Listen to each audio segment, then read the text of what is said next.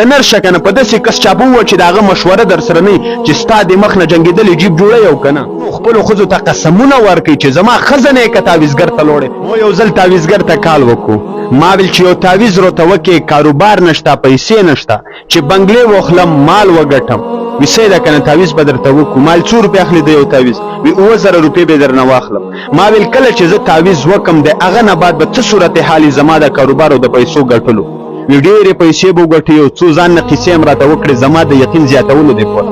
نو ما ورته ویل ای کمقله ای ظالمه ته چې ماله په 7000 روپۍ تعویز کې او ما ته وایې چې ښه به مالداره شي نو ځان ته ولې نه کې خپله ځان ته وکړه او ښه مالداره شه ما نه د څه شي روپۍ اخلې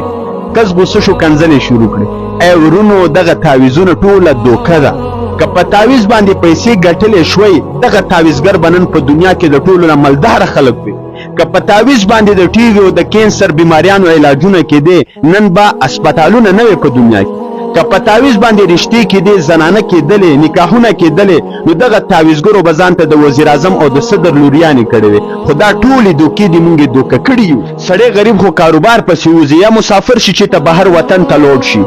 او د زنانو باره کې رسول الله ویلي چې ناقصات العقل دي دا کمقلې دي بله زنانه ورته وایي چې هلته لوړه شه تعویز وکړه هغه لاړه شي تعویز وکړي د هغه عزت لوټ کړي دغه تعویزګر ډېرې داسې کیسې زموږ مخې ته راغلي دي یو زنانه ماته ویلي زما خاوند بهر ملک کې ماته یې پیسې نه رالېږلی زړه یې ماته نه و راوړېدلی نو ماته یو بلې زنانه وویل چې ته تعویز پرې وکړه زه د خواښې یو سخر نه پټه لاړم تعویزګر ته چې هلته مې پرې تعویز کولو کیسه مې ورته وکړه چې په خپل خاوند تعویز کوم چې د هغه زړه ماته راوړي هغه ماته ویل چې ما سره نزدېکت وکړه زما او ستا د نزدېکت په نتیجه کې چې کومه اوبه وځي په هغه درته تعویز لیکم وي ما په چغو وجړل کور ته راغلم ای ورونو خپلو ښځو ته قسمونه ورکوي چې زما ښځه نه یې که تعویزګر ته لوړې والله چې مو خپل عزتونه لوټ کړ تاسې ډېرې د دغه تعویزګرو ویډیوګانې وګورئ څومره وایرل شوي دي پردي عزتونه یې اخیستي دي پردي زنانو لوپټو ته یې لاسونه اچولي دي دا بېغیرته خلک دي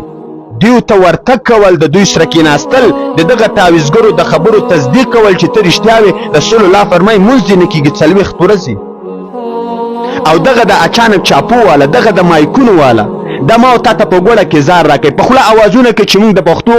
قوم خدمت کوو د پښتون اواز اوچتو خو دغه ته تعویزګر سره یو ګیم یو خاکه یو تمثیل جوړ کړي چې زه به په تا باندې اچانک چاپه واچوم خلک به ووایي چې جګړه ده نو خلک به زموږ ویډیو وګوري چې کله هغه څوکیدار دی ووهم او لرې کړم ته مخې ته راشي ته به خپلې خبرې وکړي چې زه دا تعویز کوم دغه تعویز کوم او همدغه د مایکونو والا دغه د اچانک چاپو والا د دغه تعویزګرو اشتهارات په خپلو ویډیو کې ورکوي ته نرشه که نه په داسې کس چاپه ووایه چې د هغه مشوره در سره نه وي چې ستا د مخ نه جنګېدلې جیب جوړوي او که نه